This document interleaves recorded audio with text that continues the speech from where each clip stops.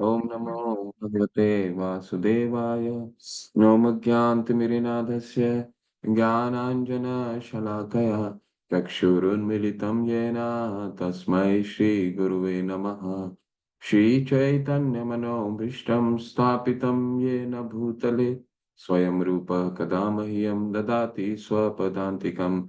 वन्देऽहं श्रीगुरु श्रीयुतपदकमलं श्रीगुरुं वैष्णवांश्च श्रीरूपं साग्रजातां सहगना रघुनाथान्वितं सजीवं साद्वैतं सावधूतं परिजनसहिता कृष्णचैतन्यदेवं श्रीराधा कृष्णपादान् सहगना ललिता श्रीविशाखान्वितांश्च नमो विष्णुपादाय कृष्णपृष्ठाय भूतले श्रीमते भक्तिवेदांत स्वामिनिति नामिने नमस्ते सरस्वते देवे गौरवाणी प्रचारिणे निर्विशेष शून्यवादी पाश्चात्य देश तारिणे नमो वाञ्छाकल्पतरुभ्यश्च कृपा सिन्धुवैव च पतितानां पावनेभ्यो वैष्णवेभ्यो नमो नमः।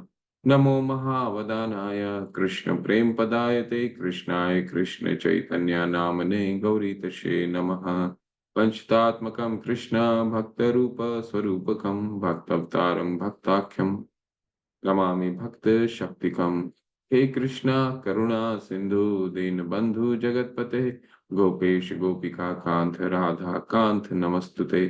ताप्त कांचन गौरांगी राधे वृंदावनेश्वरी वृषभानुसुते देवी प्रणमामि हरिप्रिये। कृष्णाय वासुदेवाय देवकी नंदनाय च नंदगोपकुमाराय गोविन्दाय नमो नमः। मुखं करोति वाचालं पङ्गुलाङ्घ्यते गिरिं यत्कृपातमहं वन्दे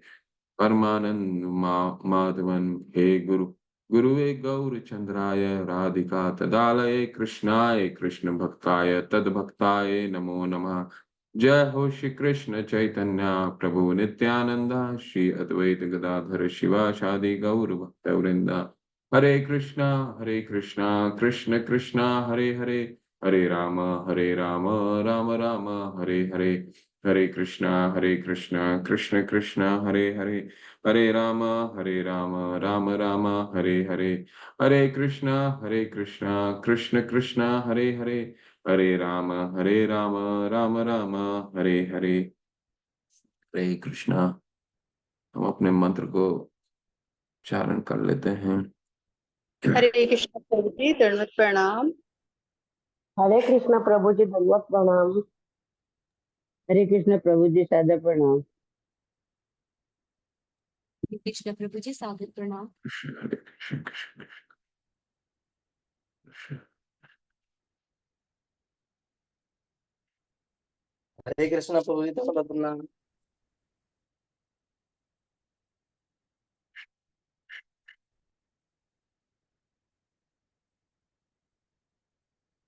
कृष्णा कृष्ण कृष्ण हरे हरे हरे राम राम राम हरे हरे। मंत्र एक। वाचो वेगम मनसा क्रोध वेगम जिह्वा वेगम उदरोपस्थ वेगम एतान् वेगान् यो विषहेत धीरा सर्वामपि मां पृथ्वीं सशिष्यात्। अत्याहार प्रयासश्च च प्रजल्पो नियमाग्रह जनसंगश्च लौल्यं च षड्भिर्भक्ति विनिश्यति। उत्साहात् निश्चयात् धैर्यात् तत्तत्कर्म प्रवर्तनात् संगत्यागस्ततो वृते षड्भिर्भक्ति प्रसीदयति। ददाति प्रतिगृह्णाति गुह्यम् आख्याति प्रयच्छति भुङ्क्ते भोजयते चैव षड्विधं प्रीतिलक्षणम्।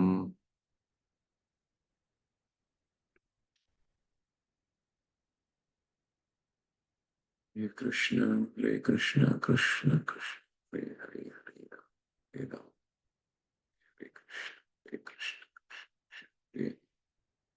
हरे राम राम हरे कृष्ण कृष्ण कृष्ण हरे राम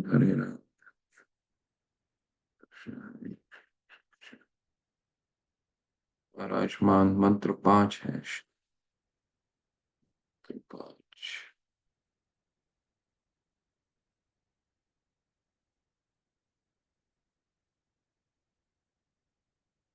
कृष्ण कृष्ण कृष्ण हरे हरे हरे राम राम राम हरे हरे। शील प्रभुपाद की जय। हम आज मंत्र संख्या 5 करेंगे। श्री राधा गोविंद मंदिर की जय। तो जो हम 11 श्लोक कर रहे हैं, उसे 11 श्लोक का क्या संदर्भ है, 1 से लेकर के जो 7 श्लोक करेंगे, वो वैदिक साधना भक्ति के अंतर्गत रहता है। यानी वैदिक साधना भक्ति का क्या मतलब हुआ, प्रैक्टिस, व्यवहारिक। ठीक है। तो साधना भक्ति के 2 होते हैं, वैदिक और रागानुगा। ठीक है। तो 7वां श्लोक तक साधना भक्ति, यानी कि जो व्यवहार में हमें अपने व्यवहार में लेकर के आना है। ठीक है।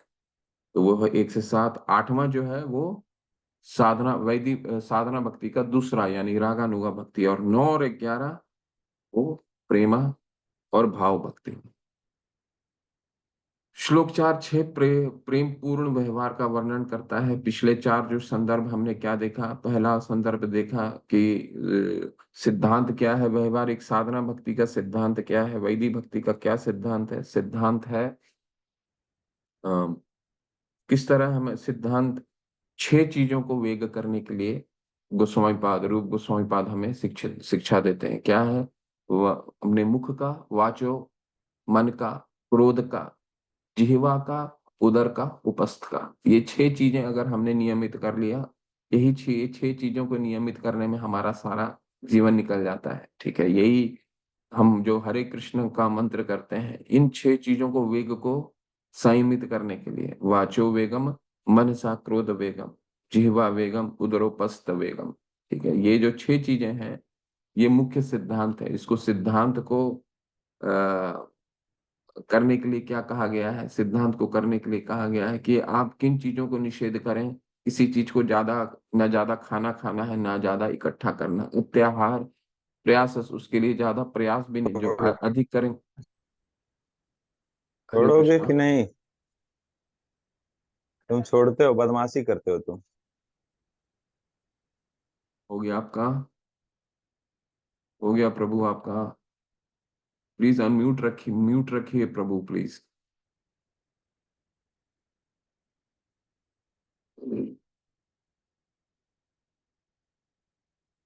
पूरी क्लास डिस्टर्ब होती है प्लीज। आप लोग इतने परिपक्व हैं, व्यवहारिक हैं, अपने कक्षा में म्यूट रखा कीजिए। तो हम दूसरा मंत्र क्या था, अत्याहार प्रयासश्च प्रजल्प नियमाग्रह। जो हम जो सिद्धांत है, उन सिद्धांतों को, किन चीजों को निषेध करना है, अत्याहार, किसी चीज को ज्यादा नहीं इकट्ठा करना है, उसके लिए प्रयास नहीं करना है, प्रजल्प नहीं करना है, ज्यादा सांसारिक किसी सांसारिक व्याख्यानों में अपने आप को उलझाना नहीं है। प्रयास प्रजल्पो नियमाग्रह। ठीक है। ये हम ये जो भी ज्ञान हम ले रहे हैं, ये व्यवहारिक ज्ञान है। हम यहाँ से ले करके अगर फिर वो उन सब चीजों को करने लग जाएंगे, तो इन सब ये सिर्फ सिर्फ किताबी रह जाएगी। ये हम जो भी ज्ञान, भक्ति शास्त्री का जो भी ज्ञान है, वो क्या है, व्यवहारिक ज्ञान है। चाहे वो भगवत गीता हो, या अगर हम प्रजल्प यहाँ सीख रहे हैं, प्रजल्प बाहर जा करके वही प्रजल्प कर रहे हैं, तो कोई उसका, फिर हमारी साधना में बिल्कुल कमी है। ठीक है।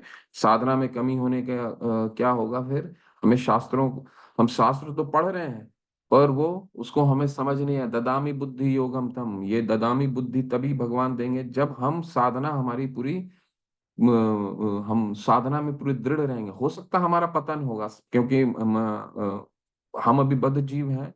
ठीक है। नित्य मुक्तो नित्य सिद्ध, हम अभी नित्य मुक्त नहीं हुए हैं, बद्ध हैं। सुबह निकल जाते हैं काम के लिए, और 3 दोषों से परिपूर्ण है। 3 दोष हम में लगते ही लगते हैं। वो क्या, स्थान दोष, संग दोष, और अन्न दोष। संग दोष तो लगता ही है, बाहर जाते हैं लोग काम करने के लिए, तो किसका संग लगे नहीं लगे मालूम नहीं।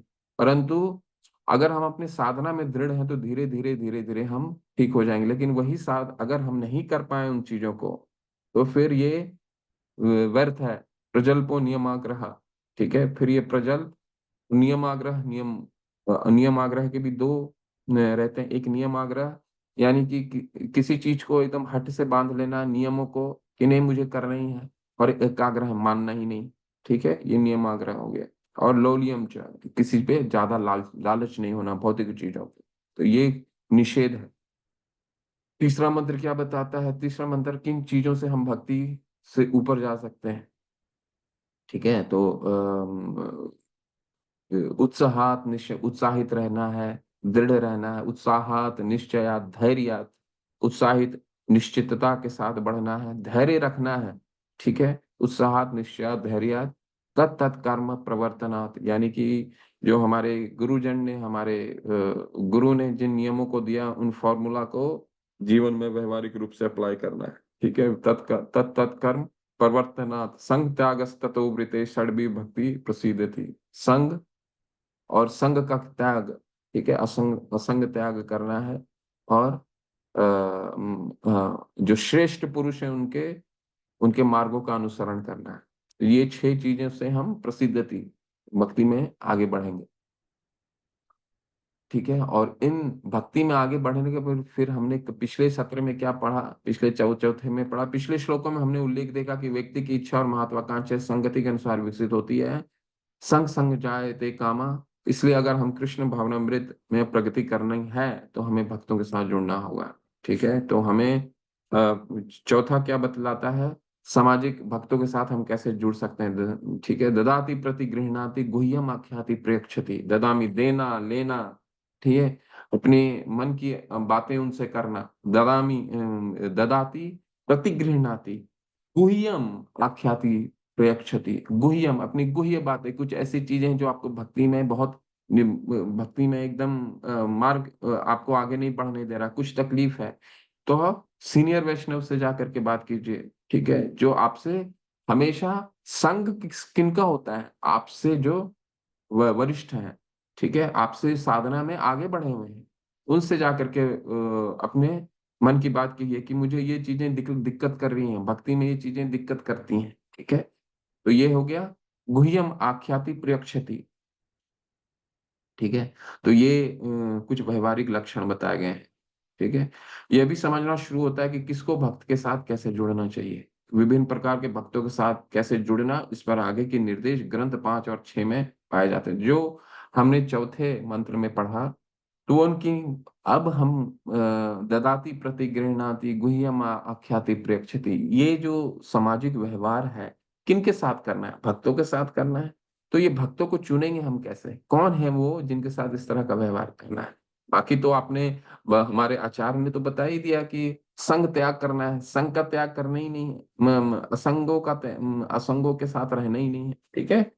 तो ये आज के हम सत्र में देखेंगे, आज और कल के सत्र में, कि भक्तों को चुनाव कैसे किया जाता है, ठीक है। भक्तों को चुनाव, कौन है वो भक्त, ये इसका अध्ययन हम पहले भी कर चुके हैं भक्ति रसामृत सिंधु को, और इसका आज हम विस्तार से पढ़ेंगे। पिछले श्लोकों में वर्णित 6 प्रेम पूर्ण आदान प्रदानों को ठीक से लागू करने के लिए व्यक्ति को उचित व्यक्तियों का चयन करना चाहिए जिनके साथ पारस्परिक व्यवहार करना है, ठीक है। ददामी लेना देना, किनसे बात करेंगे, किसी से गुह्यम आख्याति प्रेक्षति, किससे अपनी मन की बातें करनी है। अर्जुन ने किससे किया, अपने गुरु से किया, अपने से वरिष्ठ वैष्णव से किया, ठीक है। कार्पण्य दोषो उपहत स्वभावम पृच्छामि त्वाम धर्म सम्मूढ़ चेता, मुझे कुछ समझ नहीं आ रहा है, मुझे आप बताइए क्यों, क्योंकि मन की बात किया कि मुझे युद्ध असमंजस में फंस गया। फिर अपने से वरिष्ठ, अपने से बराबर के लोगों से नहीं बात करना है, अपने से वरिष्ठ जो अपने साधना में हमारे से कई गुना आगे बढ़े हुए हैं, जिस तरह के वैष्णव को एक मित्र के रूप में चुना जाना चाहिए और विभिन्न प्रकार के वैष्णवों के साथ कैसे व्यवहार करना चाहिए, यह इस श्लोक का विषय है। सभी भक्तों का सम्मान किया जाना चाहिए, लेकिन आध्यात्मिक उन्नति के लिए हमें गंभीर भक्तों के साथ जुड़ना चाहिए और आकस्मिक संगति से दूर रहना चाहिए। देखिए, भक्तों में भी 3 तरह के भक्त होते हैं, हमने भक्ति रसामृत सिंधु में पढ़ा। अब इन 3 भक्तों का दोबारा चर्चा शुरू होगा, और इन भक्तों के साथ अलग अलग व्यवहारिक चर्चा बताते हैं गोस्वामी पाद, ठीक है। चलिए शुरू करते हैं। इन भक्तों का चर्चा है, 3 भक्तों का, ठीक है। कृष्णेति यस् गिरिं तं मनसाद्रियेता दीक्षास्ति चेत प्रणतभिश्च भजन्तमीशम् शुश्रूषया भजन् विज्ञन् अनन्यमन्या निन्दाशून्य हृदं विपत्सि संगदलब्ध्या कृष्णेति यस्य गिरिं तं मनसाद्रियेता दीक्षास्ति चेत प्रणतभिश्च भजन्तमीशम् शुश्रूषया भजन् विज्ञम् अनन्यमन्या निन्दादिशून्य हृदं विसप्ति संलब्ध्या। कृष्ण, भगवान कृष्ण का पवित्र नाम इति, इस प्रकार, यस, जिसके गिरिम शब्दों या वाणी में तम, तुमको उसको मनसा, मन से, अद्रियते, आदर करना चाहिए। ठीक है, तो पहला जो है कृष्णेति यस गिरिम तम मनसा द्रियते, ये तीन तरह के कौन बता पाएंगे कि तीन तरह के भक्त कौन होते हैं? भक्ति रसामृत सिंधु में हमने बताया था, समझ पढ़ा था कौन होते हैं तीन तरह के भक्त। हैंड रेस करके आप बता सकते हैं। आरती मिश्रा माता, आपने हैंड रेस किया माता, प्लीज बताइए। देवेश चंद्र प्रिय प्रिय प्रभु, हरे कृष्णा, बताइए प्रभु। उत्तम, मध्यम और कनिष्ठ। हरी हरी, बिल्कुल उत्तम। सबसे पहले आते हैं कनिष्ठ, जो अभी भक्ति की शुरुआती स्तर पे है। ठीक है, इसके बाद आते हैं उससे जो आगे बढ़ा हुआ, उससे मध्यमा, और जब से जो सबसे हमारे गुरु वर्ग हो जाते हैं, जो गुरु वर्ग है वो कौन है? उत्तमा भक्त। ठीक है, ये तीन है। पहला है वो कौन है? वो है कनिष्ठ। तो जो पहला इस मंत्र का जो सबसे पहला लाइन है वो कनिष्ठ भक्तों के लिए। कृष्णेति यस गिरिम तम मनसा द्रियेता। ठीक है, अद्रियेता यानी कि मन से उनका आदर करना चाहिए। कृष्णेति यस गिरिम तम मनसा द्रियेते। इसके बाद क्या है? आद्रियते। दीक्षास्ति चेत प्रणतभिश्च भजन्तम ईशम, यानी कि दीक्षा अस्ति, दीक्षा अस्ति चेत, यदि, यानी चेत, चेत का मतलब यदि, प्रणित भी यानी प्रणाम के द्वारा, च भी भजंतम यानी भक्ति में लगा हुआ, ईशम यानी भगवान की शुश्रूषया यानी व्यवहारिक सेवा द्वारा, भजन विज्ञम भक्ति में आगे बढ़े हुए को, अनन्यम अविचल, अन्य यानी निंदा, आदि यानी अन्यों को निंदा इत्यादि से, शून्य यानी पूर्णतया विहीन, हृदय में यानी जिसका हृदय, इसिप्ति इच्छति संग संगति लब्धिया प्राप्त करते हैं। तो इनमें, इस पूरे में जो पहला सेंटेंस है वो किसके लिए है? कनिष्ठों के लिए है। मन से आदर करना चाहिए। दूसरा जो है, जो दीक्षास्ति चेत प्रणित भिष्ट भजंतम ईशम, जो इसने गुरु से दीक्षा ले लिया है और भगवान की, भगवान को भजन, भगवान की भजन करने में दृढ़ है। भजंतम ईशम, ईशम किसको किसको कहा गया है? भजंतम ईशम, भगवान को कहा गया है। ठीक है, और तीसरे कौन है? उत्तमा भक्त। देवेश प्रभु ने बताया तीसरा उत्तमा, शुश्रूषया भजन विज्ञान, शुश्रूषया भजन विज्ञान अनन्य मन्य निंदान शून्य इदम इसत्ति संलब्ध्या। ठीक है, ये उत्तम भक्ति के लक्षण है। उत्तमा भक्ति के क्या लक्षण है? भजन अनन्य विज्ञम, यानी अविचल भाव से जो भगवान की भक्ति किया है, निंदादि शून्य, किसी की निंदा से परे है।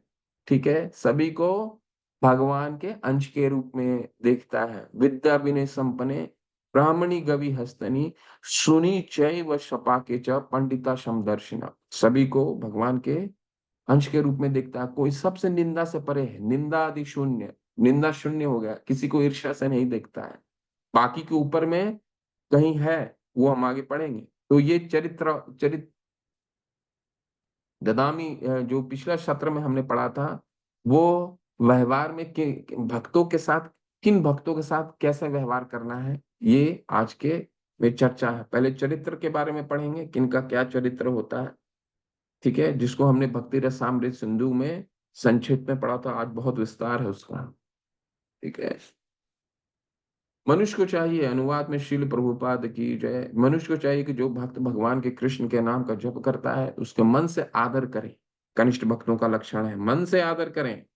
उसे चाहिए कि वह उस भक्त को सादर नमस्कार करे जिसने आध्यात्मिक दीक्षा ग्रहण कर ली और जो अच विग्रह की पूजा में लगा हुआ है। ये मध्यम अधिकारी जो जो पढ़ रहे हैं, जिनके पास हार्ड कॉपी किताब है, वो इसको अंडरलाइन कर लें, ठीक है। पहला क्या है, पहला कनिष्ठ का लक्षण है, क्योंकि ये आपके परीक्षा में अभी से लेकर के भक्ति शास्त्री की परीक्षा में देंगे, इसमें बहुत सारे प्रश्न आने वाले हैं, बहुत सारे प्रश्न आते हैं कि कनिष्ठ भक्तों के क्या लक्षण हैं, मध्यमा भक्तों के क्या लक्षण हैं, उत्तमा भक्ति के क्या लक्षण हैं, ठीक है। और किस मंत्र में कहाँ क्या लिखा हुआ है, ठीक है। तो इस मंत्र में ही तीनों के बारे में लिखा हुआ है कि उसे चाहिए ये पहला जो सेंटेंस है कनिष्ठ के लिए है। दूसरा है, उसे चाहिए कि उस भक्त को सादा नमस्कार करें जिसे आध्यात्मिक दीक्षा ग्रहण कर ली है, मध्यमा भक्ति, और जो अर्च विग्रह के पूजन में लगा हुआ है। एवं उसे चाहिए कि वह उस शुद्ध भक्त उत्तमा भक्ति, तो मध्यमा भक्ति के उत्तमा कनिष्ठ के साथ क्या है, मन से आदर कीजिए, क्योंकि शुरू कर रहा है, परंतु संग नहीं करना है सकता। उससे जो ऊपर उठा हुआ है, जो दीक्षा लेकर के भगवान की अर्च विग्रह की आराधना में लगा हुआ है दृढ़ता से, वो मध्यमा भक्ति, ठीक है। उससे भी जो श्रेष्ठ है वो क्या है, वह उस शुद्ध भक्त की संगति करे और श्रद्धा पूर्वक उसकी सेवा करे, जो अनन्य भक्ति में आगे बढ़ा हुआ है और जिसका हृदय दूसरों की आलोचना, निंदा आदि शून्य करने की प्रवृत्ति से सर्वथा विमुख है, ठीक है। तो ये तीनों में अम, तीन स्तर हैं भक्तों के। भगवान कृष्ण के पवित्र नाम का जप करने वाले भक्त को मानसिक रूप से सम्मान करना चाहिए, कनिष्ठ भक्त। दूसरा, उस भक्त को विनम्र प्रणाम करना चाहिए जिसने आध्यात्मिक दीक्षा प्राप्त की है और जो अर्च विग्रह की पूजा में लगा हुआ है, मध्यमा भक्त।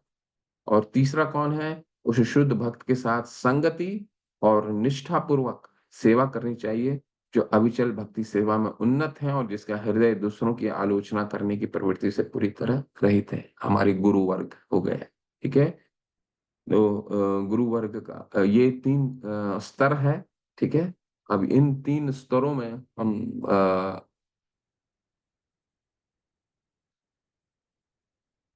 ये सारांश हम बाद में पढ़ेंगे। थोड़ा सा हम अपना बुक से कुछ कुछ चीजें, कुछ कुछ मुख्य मुख्य विषय को पढ़ते हैं। तो इस पूरे अध्याय में ये इन तीन भक्तों के चरित्र का वर्णन होगा। कनिष्ठों के साथ हमें कैसे करना है, मध्यमा भक्तों के साथ हमें किस तरह व्यवहार करना है? और उत्तमा भक्त तो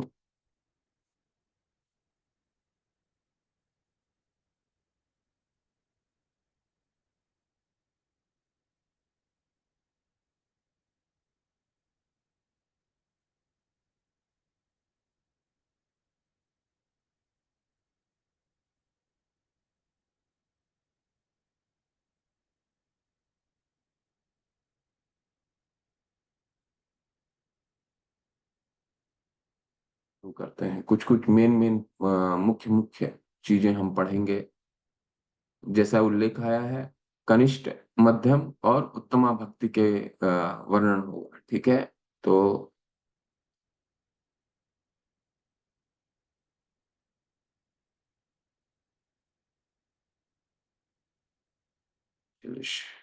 आप लोग हैंड रेस कर सकते हैं लेके लिए, है ना। शिम्बू प्रभु हरि हरि हरि, प्लीज प्रभु। हरे कृष्ण प्रभु जी, धन्यवाद प्रणाम। हरे कृष्ण प्रभु, धन्यवाद।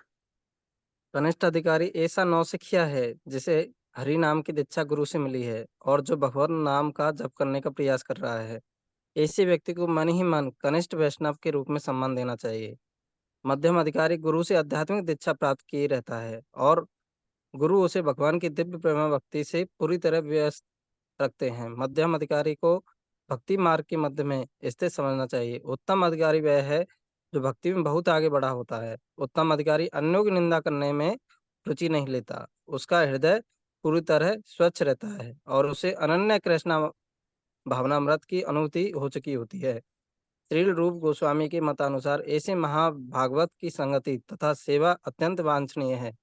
मनुष्य को चाहिए कि वह कनिष्ठ अधिकारी ही न बना रहे, जो सदैव भक्ति के निम्नतम स्तर पर रहता है और केवल मंदिर के अर्चा विग्रह की पूजा करने में रुचि दिखाता है। ऐसे भक्त का वर्णन श्रीमद् भागवत के 11वें स्कंद के दूसरे अध्याय के 47 में इस प्रकार हुआ है, अर्चार में वे हरे पूजाम यह हृदय हते न तदिक्तेषु चान्येषु से भक्त प्राकृत स्मृत है। अर्थात जो व्यक्ति मंदिर में अर्चा वगैरह की पूजा में अत्यंत श्रद्धा पूर्वक तल्लीन रहता है, लेकिन यह नहीं जानता कि भक्तों या सामान्य लोगों से किस तरह व्यवहार किया जाए, वह प्राकृतिक भक्त या कनिष्ठ अधिकारी कहलाता है। हरे कृष्णा प्रभु। हरे कृष्ण। तो ये अभी कनिष्ठ भक्तों का चर्चा हो रहा है, इसका काफी विस्तार से चर्चा होगा। तो सबसे पहला जो चरित्र निकल के आता है कनिष्ठ भक्तों का है, वो क्या है? उनको उन्होंने दीक्षा ले लिया है, गुरु से दीक्षा ले लिया है, और उन्हें ऐसा प्रतीत होता है, क्योंकि शास्त्रों का ज्ञान पूर्ण नहीं और शास्त्रों में भी पूरी दृढ़ता नहीं हुई है, क्योंकि कनिष्ठ यानी कोमल भक्त हम सभी जो हैं अभी इसी स्तर में। तो हमारे लिए बहुत महत्वपूर्ण है कि हम सभी कि इस अध्याय को हम बहुत विशेष रूप से पढ़ें, और इससे ये जाने कि कैसे रूप गोस्वामी पाद हमारे लिए मार्गदर्शन दे रहे हैं कि कनिष्ठ से मध्यमा कैसे बनना, मध्यमा से तम तक कैसे हमारा हमारी हमें किस तरह प्रगति करनी है। ठीक है, तो हम अपने स्तर को कैसे समझना है, वो हमें ये इसलिए इन अध्यायों को पढ़ना बहुत महत्वपूर्ण है। एक एक शब्द जो है वो स्वर्ण शब्दों जैसे हैं प्रभुपाद जी के। ठीक है, वो क्या बता रहे हैं कि भगवान का जो भक्ति शुरू कर रहा है कनिष्ठ स्तर पे है, शुरुआती स्तर पे है, वो अभी सिर्फ भगवान को कहाँ देख रहा है? सिर्फ मंदिरों में देख पाता है। भगवान तो कहाँ है? भगवान तो यस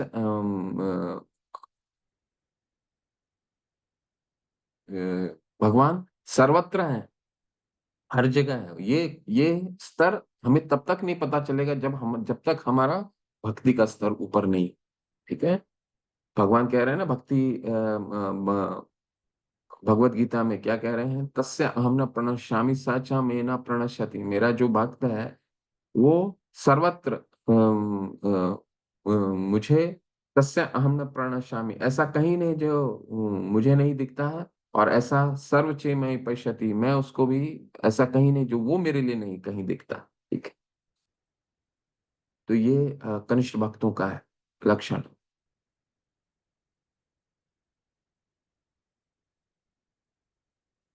आगे पढ़िए। आरती मिश्रा माता, हरे हरि। पढ़िए प्लीज। हरे कृष्णा प्रभु जी। कृष्ण अतएव माता। मनुष्य अतएव मनुष्य को कनिष्ठ अधिकारी के पद से ऊपर उठकर मध्यम अधिकारी के पद तक पहुंचना चाहिए। श्रीमद् भागवत अध्याय 11 श्रीमद् भागवत 11:2 श्लोक 46 में 46। हाँ, मध्यम अधिकारी का वर्णन इस प्रकार हुआ है। ईश्वरे तदधीनेषु बालिसेषु दिशत्सु च प्रेम मैत्री कृपेपेक्षा यह करोति स मध्यमः। मध्यम अधिकारी भक्त वह है जो पूर्ण पुरुषोत्तम भगवान को प्रेम के सर्वोच्च पात्र मानकर पूजता है, भगवत भक्तों को मित्र बनाता है, अज्ञानी के प्रति दया दिखाता है, जो प्रकृति से ईर्ष्यालु है उनसे दूर रहता है। भक्त की सही अनुशीलन की यही विधि है। अतएव इस श्लोक में सील रूप गोस्वामी ने हमें उपदेश दिया है कि विभिन्न भक्तों के प्रति किस तरह व्यवहार किया जाए। हम अपने व्यवहारिक अनुभव से देख सकते हैं कि वैष्णव कई प्रकार के होते हैं। प्राकृतिक सहजिया सामान्यतया हरे कृष्णा महामंत्र का जाप करते हैं, फिर भी वे स्त्री धन तथा नशे के प्रति आसक्त रहते हैं। भले ही ऐसे लोग भगवान के पवित्र नाम का जाप करते हो, लेकिन फिर भी वे ठीक से शुद्ध नहीं हो पाते। ऐसे लोगों का मन से आदर करना चाहिए, किंतु उनकी संगति से बचना चाहिए। जो अबोध है किंतु सहज ही बुरी संगति में पड़ गए हैं, उन पर भी तभी दया दिखानी चाहिए जब वे शुद्ध भक्तों से उचित उपदेश ग्रहण करना चाहते हो। किंतु जो नव दीक्षित भक्त प्रामाणिक गुरु से वास्तव में दीक्षित हो चुके हैं और अपने गुरु के आदेशों को गंभीरता से पालन है, उनको आदर पूर्वक नमस्कार करना चाहिए। हरे हरे कृष्ण कृष्णा माता, प्रभु जी। धन्यवाद। हरे कृष्ण। देखिए कितना सिद्धांत प्रभुपाद जी हमें कैसे सिखा रहे हैं, क्या बता रहे हैं पहले तो मध्यम अधिकारी के लक्षण के बारे में उन्होंने बताया। क्या है मध्यम अधिकारी? भगवान की भक्ति में भगवान के हरि नाम को, हरि का नाम को वो उसको उच्चारण करने में दृढ़ता से लगा हुआ है और उनकी अर्च विग्रहों के पूजन में संलग्न है। परंतु उसको ये भेद मालूम है कि कौन क्या सही है और क्या गलत है, तो गलत गलत लोगों की संगति नहीं करता। ठीक है, अभी उस स्तर पे नहीं पहुंचा है, होना शुरू कर गया है, दृढ़ता आ गई है, परंतु मध्यम अधिकारी उस स्तर तक नहीं पहुंचा है जब सभी में योम पाम पश्यति सर्वत्र सर्व चे मई पश्यति। ठीक है, सभी जगह भगवान को नहीं देख रहा है, ये उत्तम अधिकारी के लक्षण है। ये इसमें अभी द्वेष मध्यम अधिकारी में अभी क्या सही है और क्या गलत है इसका भेद कर पाता है, गलत के साथ नहीं चलता और सही के साथ वो चलता है। ठीक है, लेकिन इससे भी ऊपर कौन है? इससे भी ऊपर उत्तम अधिकारी जिनका उल्लेख अभी आएगा। तो मध्यम अधिकारी से वो अभी हमने क्या अलग देखा कनिष्ठ में? कनिष्ठ हर जगह, कनिष्ठ में अभी जो श्रद्धा है बहुत कोमल है। ठीक है, कोमल का क्या मतलब हुआ? हम जैसे लोगों का श्रद्धा बहुत कोमल है। कोमल का मतलब ये हुआ जैसे ही हम बाहर जाएंगे, क्योंकि तो हमारी श्रद्धा टूटने का पूर्ण पूर्ण बहुत सारा हमारा श्रद्धा टूट भी सकता है, क्योंकि कोमल स्तर पे है, अभी निचले स्तर पे है। ठीक है, किसी ने ये आके कह दिया तो अरे हो सकता है ये ठीक कह रहे हैं, क्योंकि हमारी अभी श्रद्धा अटूट नहीं हो पाई है, हरिनाम में श्रद्धा अटूट नहीं पाई है, शास्त्रों में श्रद्धा अटूट नहीं हो पाई है। कनिष्ठ का स्तर क्या होता है? अभी भी इस वो स्तर है जहां पे वो लगता है अरे किताबों में तो लिखा है। ठीक है, किताबों में लिखता है, कहाँ भगवान देख रहे हैं? भगवान तो नहीं दिखते हैं, भगवान तो सिर्फ मंदिरों में होते हैं। ये कनिष्ठ का लक्षण है। मंदिर में हरिनाम का जप भी शुरू कर दिया है, गुरु से दक्षिणा भी ले लिया है, परंतु साधना में दृढ़ता नहीं आई। ठीक है, एक स्तर ऊपर जाए तो साधना में दृढ़ता आ चुकी है, परिणाम में पूर्ण विश्वास हो चुका है, शास्त्रों में पूर्ण विश्वास हो चुका है, परंतु यहाँ पे क्या है, सही और गलत का भेद भी मालूम चल गया है, तो गलत का साथ नहीं जाता और सही के साथ पकड़ के चलता है, यानी कि ये मध्यमाधिकारी है। तो प्रभुपाद बता रहे हैं कि हमें जीवन भर कनिष्ठ के स्तर पे नहीं रहना है, धीरे धीरे प्रगति करना। और प्रगति का क्या मार्ग है? प्रगति का मार्ग है सिर्फ हमारी साधना। हम अपने साधना किस तरह दृढ़ता के साथ करते हैं, वही प्रगति का मार्ग है, जो हमारे आचार्य ने पहले 4 श्लोकों में हमें बता दिया है। ठीक है, कि ज्यादा अत्याहार प्रयासश्च प्रजल्पो नियमाग्रह लोली अत्याहार प्रयासश्च प्रजल्पो नियमाग्रह जन संघश्च लोलियम च षड्भिर भक्ति विनिश्यति। इन चीजों को निषेध करना। ठीक है, किन चीजों को पढ़ना है? हरि नाम कर रहे हैं तो उत्साहात निश्चया धैर्य तत् कर्म परिवर्तना। सुबह सुबह जल्दी उठिए और हर दिन हमें हरि नाम करने के लिए उतना ही उत्साहित रहना चाहिए, हर दिन उत्साहित रहना चाहिए। ठीक है, लेकिन एक और प्रभुपाद एक बहुत ही यहाँ पे सहजिया सहजिया का अ, उल्लेख करते हैं। क्या है सहजिया का? दिखावा के लिए हरि का नाम का जप भी कर रहे हैं, परंतु भौतिक आसक्ति बनी हुई है, स्त्री धन और नशे के प्रति आसक्त है। ठीक है, तो स्त्री धन और नशा मतलब उनकी भौतिक आसक्ति है।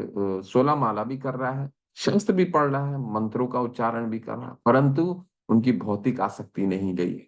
उनको मन से आदर करना है, सबसे पहला जो है ये कनिष्ठ स्तर है।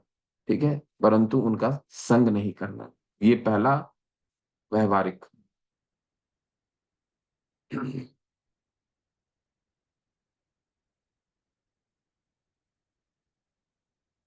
चलिए पढ़िए, आगे पढ़े। वंदना माता। हरि हरि।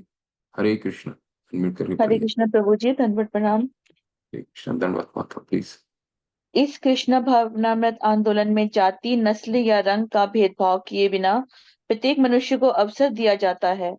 इस आंदोलन में हर व्यक्ति को सम्मिलित होने या हमारे साथ बैठने, प्रसाद लेने तथा कृष्ण के विषय में सुनने के लिए आमंत्रित किया जाता है। जब हम देखते हैं कि कोई व्यक्ति सचमुच ही कृष्ण भावनामृत में रुचि रखता है और दीक्षित होना चाहता है, तो उसे हम भगवान के पवित्र नाम का कीर्तन करने के लिए शिष्य रूप में ग्रहण करते हैं। यदि कोई नया भक्त वास्तव में दीक्षित होता है और अपने गुरु के आदेश से भक्तिमय सेवा में लगा होता है, तो उसे तुरंत ही प्रामाणिक वैष्णव के रूप में स्वीकार करके नमस्कार करना चाहिए। ऐसे अनेक वैष्णव में से कोई एक ऐसा होगा जो भगवान की सेवा में गंभीरता से संलग्न रहकर समस्त विधि विधानों का पालन करता है, जप माला का नियत संख्या में जप करता है तथा सदैव कृष्ण भावनामृत आंदोलन का विस्तार करने के विषय में विचार करता रहता है। ऐसे वैष्णव को उत्तम अधिकारी के रूप में स्वीकार करना चाहिए और उसकी संगति करनी चाहिए। हरे कृष्ण प्रभु जी। पढ़िए, आगे आगे पढ़ना पढ़िए। प्रभु जी। जी, आगे पढ़िए, थोड़ा जिस सा पढ़िए। प्रक्रिया जिस प्रक्रिया से भक्त कृष्ण के प्रति अनुरक्त होता है, उसका वर्णन चैतन्य चरितामृत अत्यंत अंत्य 4.192 में हुआ है। दीक्षा काले भक्त करे आत्मसमर्पण, सेई काले कृष्ण तारे करे आत्मसम। दीक्षा के समय जब भक्त भगवान के प्रति पूर्ण भाव से आत्मसमर्पण करता है, तो उस कृष्ण उसे अपने ही समान समझकर स्वीकार कर लेते हैं। कृष्ण, दीक्षा की धन्यवाद। तो जी प्रभु जी, यहाँ पे थैंक यू प्रभु जी। हरे कृष्ण, जब प्रभुपाद अमेरिका गए तो वहां पे तो उनको गुरु भाइयों से जब 1 साल तो कोई भक्त बना नहीं, 1 साल के बाद जब भक्त बनना शुरू हुए तो उनके गुरु भाइयों से उनको बहुत ज्यादा अवहेलना झेलनी पड़ी। क्यों? क्योंकि कह रहे हैं मलेच्छों को तुम ब्राह्मण बना रहे हो, मलेच्छों को आप ब्राह्मण बना रहे हैं। ये गोरू के मांस खाने वाले को आप ब्राह्मण बनाने, कैसे आप ब्राह्मण बना सकते हैं? तो उनको हम आगे बहुत इसका उल्लेख करेंगे। तो प्रभुपाद वही बता रहे हैं कि शुरू में इतना उनको अवहेलना झेलनी पड़ी थी, परंतु यहाँ पे जो प्रभुपाद ने अमरीकी को, जितने भी बाहरी लोग थे जो अमेरिका के थे, अफ्रीका के थे, यूरोप के थे, रशिया के थे, ठीक है, जब उन्होंने भक्त बनाया और वृंदावन जब वापस आए थे 71 के दशक में, 71 में, तो 32 सबसे पहला 32 लोगों को वो लेकर के आए थे वृंदावन में। तो वृंदावन में कोई उनको भक्तों को कोई उनको भक्त मानता ही नहीं था, वैष्णव मानता ही नहीं था। परंतु प्रभुपाद अडिग थे कि इस शास्त्रों का है। क्या शास्त्र कहते हैं? चैतन्य चरितामृत क्या कहते हैं? दीक्षा काले भक्त करे आत्म समर्पण, सही काले कृष्ण तारे करे आत्म सम। यानी कि जिसने सर्वधर्मान परित्यज्य, भगवान का यही अंतिम निर्देश है हमारे लिए। ये क्या निर्देश है? अपने सभी धर्मों को परित्याग कर करके जो मेरे शरण में आता है, सर्वधर्मान परित्यज्य माम एकम शरणम व्रज, हम त्वं सर्व पापे भयो मुख्य इष्यामि मा शुचि। मैं उसके सारे पापों को, उसका सारे पाप का उच्छेदन कर देता हूँ। भगवान ने 66वें श्लोक में बताया है हमें, ठीक है, कई जगह बताया है इसको कि जो मेरी भक्ति में रत रहता है, मन मना भव मत भक्तो मध्याजी माम नमस्कार। जो मेरी जितने भी निर्देश भगवत गीता में भगवान ने दिए हैं, उन सब निर्देशों का पालन करता है, तो भगवान ने तो स्वतः कहा है कि हम सभी पापों को मुक्त कर देंगे। प्रभुपाद ये बताते थे कि तो फिर हम कौन होते हैं कि हम कि इनको वैष्णव न माने, ठीक है। तो और उसमें से आज हमारे कई गुरु वर्ग हैं, ठीक है। उन वैष्णवों में इतने देखिए, उन्होंने जब प्रभुपाद ने छोड़ा था 108 मंदिर था, आज हर दिन नया मंदिर का निर्माण हो रहा है, कई भक्त जुड़ रहे हैं, लाखों की संख्या में, करोड़ों की संख्या में आज पूरे विश्व में इस्कॉन के भक्त हैं। 750 से 850 मंदिरों का निर्माण हो चुका है, ठीक है। और निरंतर निर्माण, मंदिरों का निर्माण बढ़ रहा है। और ये सब कौन कर रहे हैं? ये सब जो हम प्रभुपाद के जो डिसाइपल्स हैं, ठीक है, ये जितने हमारे गुरु वर्ग, जिनको शुरुआत में उनके गुरु भाइयों ने निष्कासित कर दिया था, अवहेलना किया था, उन्होंने ही, क्यों ऐसा हुआ? क्योंकि भगवान का भी, क्योंकि तत्व का ज्ञान होता है। जिन्होंने गुरु गुरु को प्रसन्न किया, वही भगवान को प्रसन्न करते हैं। है ना? गुरु को इन सभी ने तत्व का गुरु के आदेशों का पालन किया। यस्य प्रसादा भगवत प्रसादो यस्य अप्रसादा न यस्य प्रसादा भगवत प्रसादो यस्य प्रसादा न गति कुत्योपि। यानी जिसने गुरु की वाणी को अपने प्रसाद के रूप में ग्रहण किया है, भगवान उसको ही फलीभूत करते हैं। और वो आपको देख रहे हैं, आप फलीभूत हो रहा है, ठीक है ना? क्योंकि गुरु का गुरु तत्व एक बहुत शक्तिशाली तत्व है। गुरु तत्व आप सभी ने, आप में से कई लोगों ने आईडीसी के कोर्स किए हैं और गुरु तत्व का आप सबको ज्ञान है। कोई सामान्य वस्तु नहीं है। गुरु का जरूरी नहीं है कि हम वपु सेवा करें, उनके वाणी की सेवा आज हमारे साथ प्रभुपाद अपने शास्त्रों के द्वारा है। इनके फॉर्मूला को अपने जीवन का आधार बनाना, इसको अपना साधना भक्ति का आधार बनाना हमारे जीवन का मुख्य उद्देश्य होना चाहिए, मुख्य उद्देश्य होना चाहिए। तभी स्वतः ही हम प्रगति करते रहेंगे, तभी भगवान प्रसन्न होंगे। नहीं तो अगर गुरु की हम वाणी का अवहेलना करते हैं तो हमारी प्रगति वहीं के वहीं रह जाएगी। ठीक है।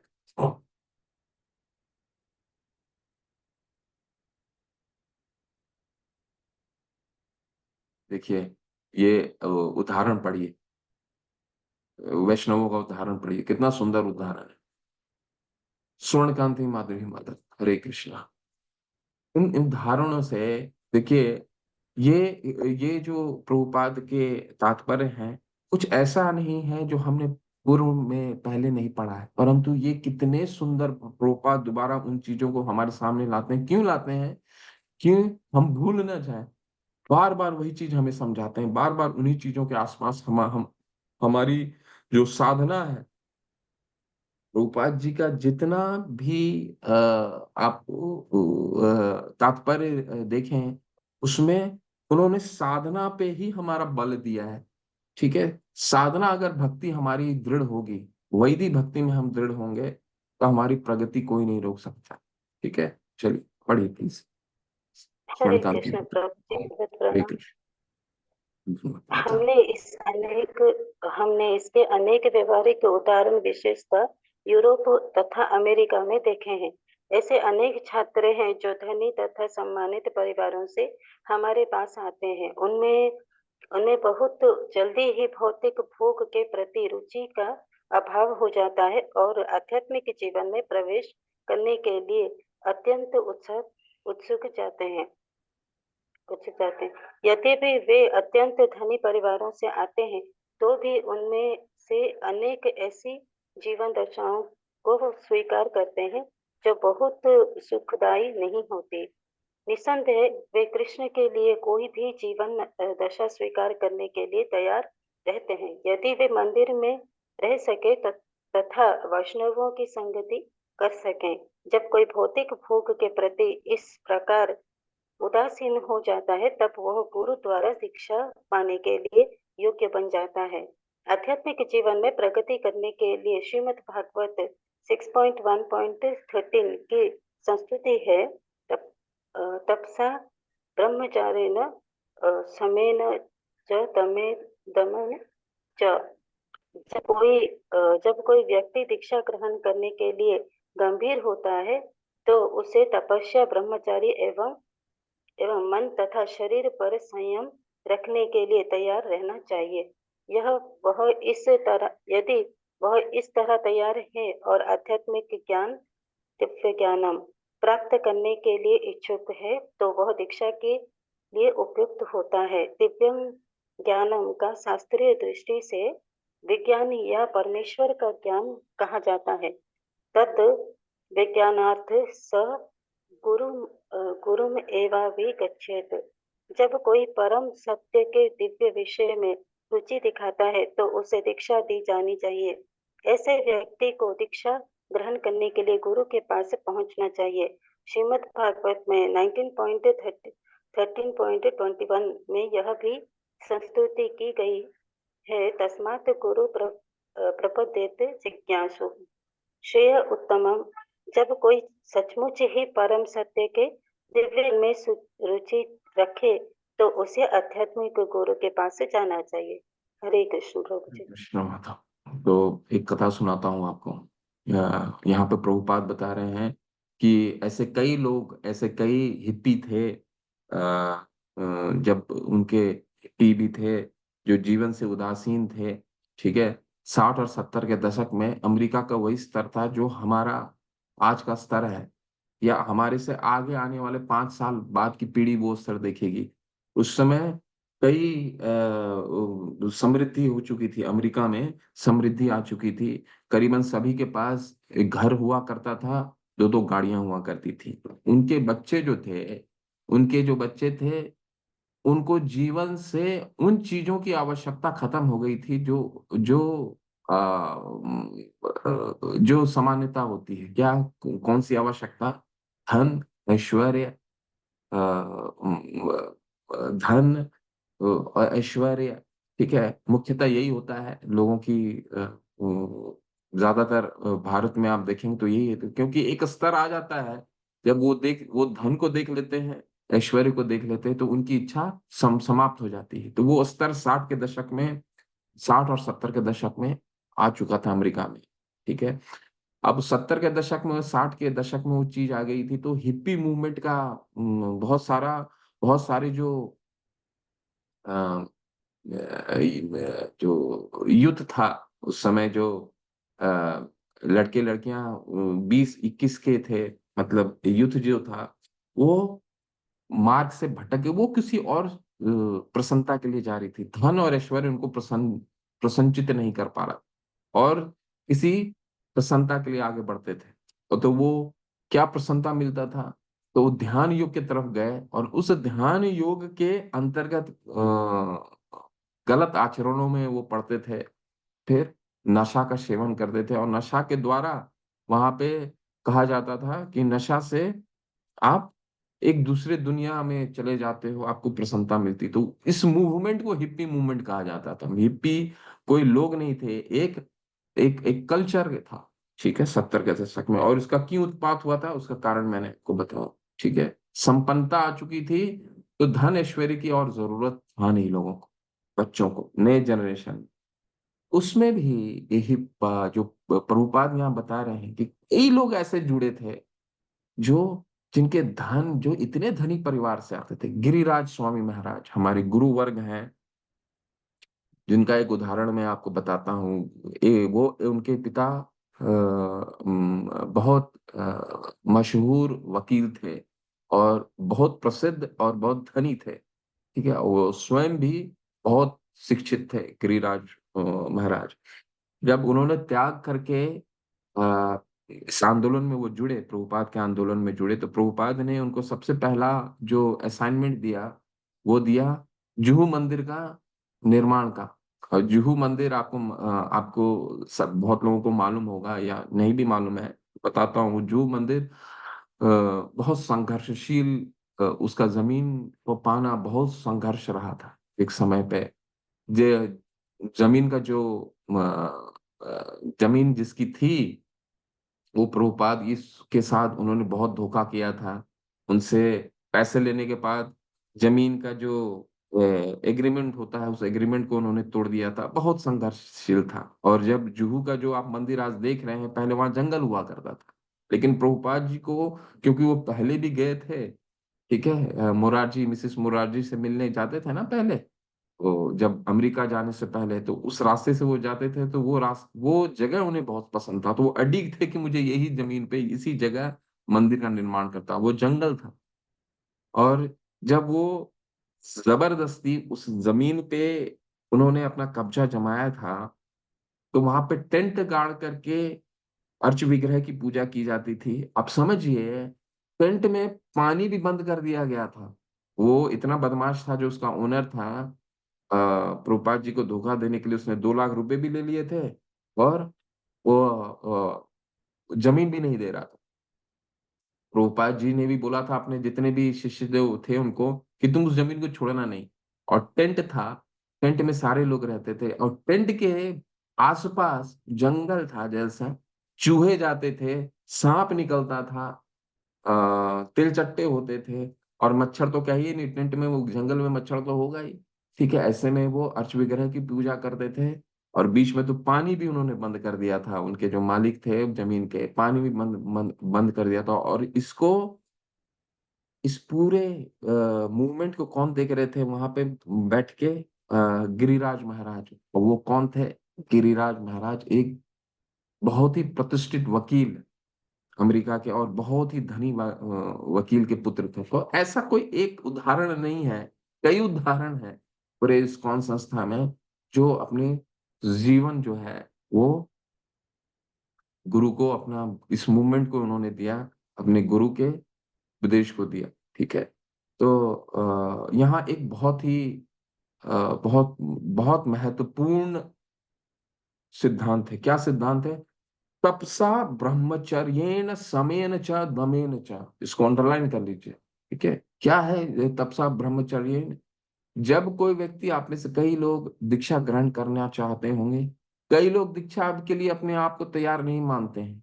ठीक है, परंतु हमारा जीवन का उद्देश्य क्या होना चाहिए?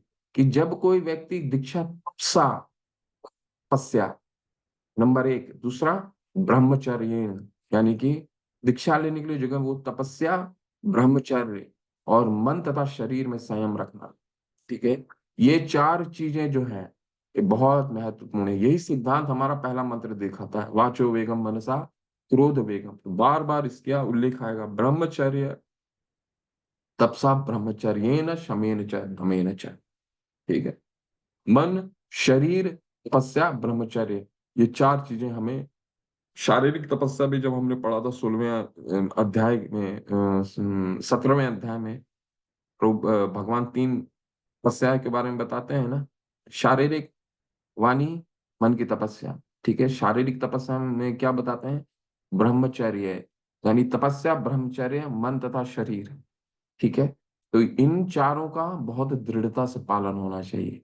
जो नहीं कर रहे हैं उनको भी, क्योंकि वो ये अग्रसर है। जब तक इसमें हमारा पालन नहीं होगा ठीक से, तब तक हम भौतिक आसक्ति में पड़े रहेंगे और हमें आध्यात्मिक प्रगति हमें बहुत कम हो पाएगा। सिर्फ हमारा थ्योरी, बाबा बाबा बाबा थ्योरी में हम रह जाएंगे, और हमारा व्यवहारिक जीवन हमारा वैसे के वैसे रह जाएगा। ठीक है, तो ये हमें कोई थ्योरी नहीं है। ठीक है, ये व्यवहारिक ज्ञान है, भक्ति। चलिए आगे पढ़ते हैं। मनुष्य को चाहिए वह गुरु के आदेश हो। चलिए, ये बहुत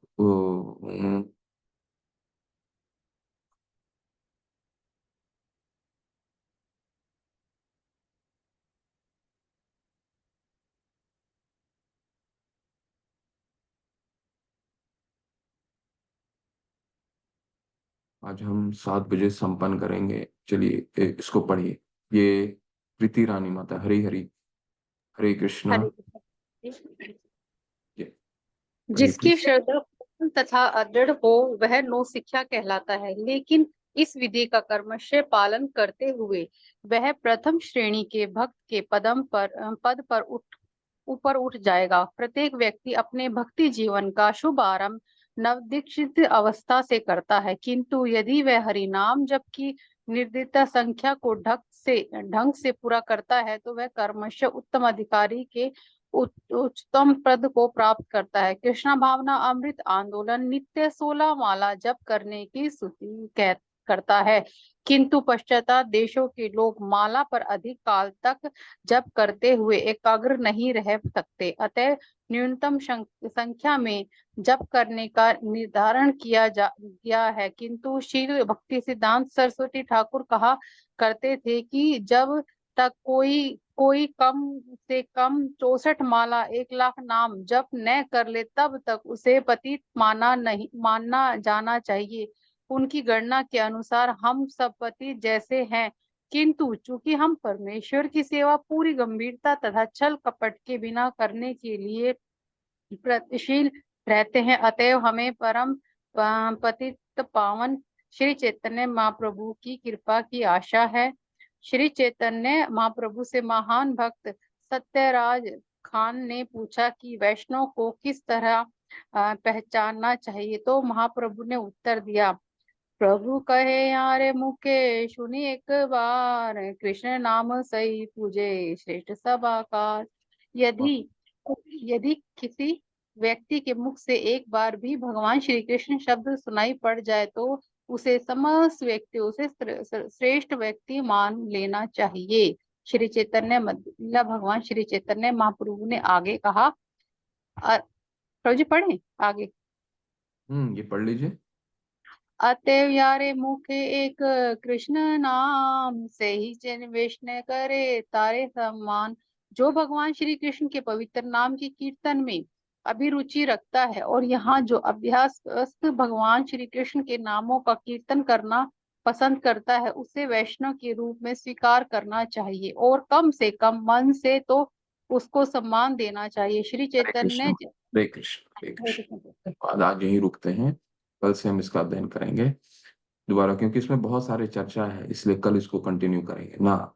भी यहाँ पे हम प्रभुपाद ने हमें क्या समझाने की कोशिश की। देखिए, हम प्रभुपाद जी ने हमें जो फॉर्मूला दिया है, 16 माला का जप करना, सुबह मंगल आरती करना, मंदिर के प्रोग्राम को अटेंड करना, उत्सवों में भाग लेना, एकादशी व्रत का पालन करना, शास्त्रों का अध्ययन करना, तो ये जो फॉर्मूला है ये कम से कम है, मतलब न्यूनतम स्तर पे है। जो आचार्य प्रभुपाद के जो गुरु थे, भक्ति सिद्धांत सरस्वती गुरु महाशय, उन्होंने तो 64 माला, कम से कम 1 लाख माला का करने के लिए कहा था। 1 लाख से माले को प्रभुपाद गोस्वामी प्रभुपाद भक्ति सिद्धांत महाराज कहते थे कि इससे इसके जो नीचे है कर रहा है वो पतित है। तो हम सब की जो स्तर है पतित ही है, ठीक है, पतित ही है। परंतु हमारे जो गुरु हैं उन्होंने क्या क्या इसको 16 माला किए। 16 माला क्यों किया? क्योंकि प्रभुपाद यहाँ बता रहे हैं कि हम अ, जो शुरू शुरू में जितने भी संगठन से जुड़े थे जितने लोग, उनको 64 माला करने का समय भी नहीं होता था, क्योंकि मंदिर की स्थापना करनी थी, मन भी नहीं लगता था। आज वो 16 माला करने में भी दिक्कत होती है, परंतु प्रभुपाद कहते हैं अगर हम वो श्रद्धा पूर्वक करें तो महाप्रभु कौन है? नमो महावदानाय कृष्ण प्रेम पदायते कृष्णाय कृष्ण चैतन्य नामने गौरी तशे नमः। नमो महावदानाय, उनसे बड़ा कोई हम सिर्फ उन वो सबसे सबसे महावदानाय है, यानी कि सबसे वो करुणा है। हम फिर उनके करुणा पे निर्भर करते हैं कि वो हमें हाँ, हम जैसे पतितों को उभारेंगे या नहीं उभारेंगे। और उसके लिए क्या करना पड़ेगा? दृढ़ता से करना पड़ेगा, क्योंकि हम ऑलरेडी हम न्यूनतम स्तर पे हैं। 16 माला एक न्यूनतम स्तर है। 16 माला वो भी अपराध युक्त। 10 नाम अपराध हमने अध्ययन किया जब तक भक्ति रसामृत सिंधु कर रहे थे।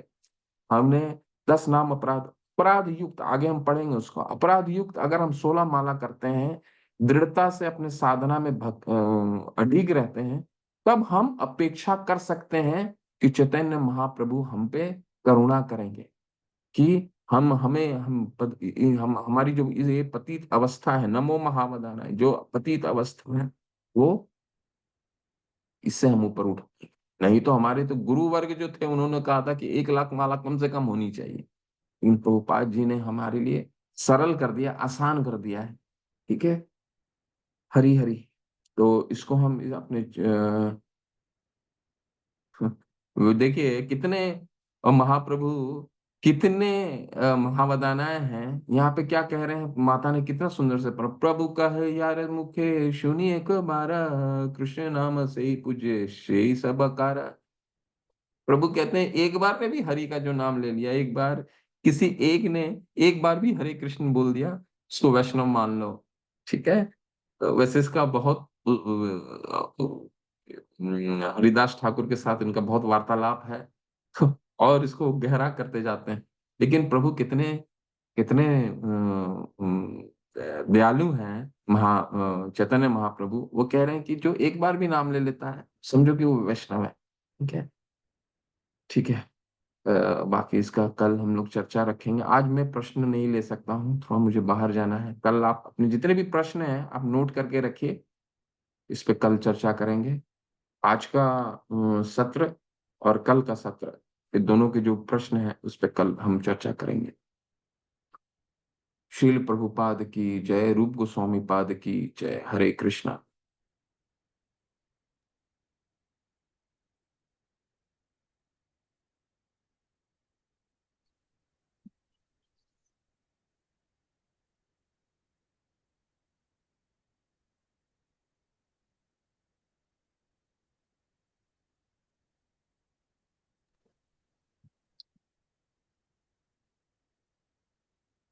ठीक है, चलते हैं हम कल इस पे दोबारा अपना चर्चा हम अपना चर्चा जारी रखेंगे। हरे वांछा कल्पतरुभ्यश्च कृपा सिंधुभैव च पतिता नाम पावने भयो वैष्णवे भयो नमो नमः। अनंत कोटि वैष्णव वृंद की जय। श्रील प्रभुपाद की जय। नामाचार्य हरिदास ठाकुर की जय। रूप गोस्वामी पाद की जय। हरे कृष्णा। हरे कृष्ण प्रभु जी, दादा प्रणाम। हरे कृष्ण प्रभु जी, हरे दंडवत कृष्ण प्रणाम। प्रभु जी, दंडवत प्रणाम। हरे कृष्णा प्रभु जी, दंडवत प्रणाम। हरे कृष्ण।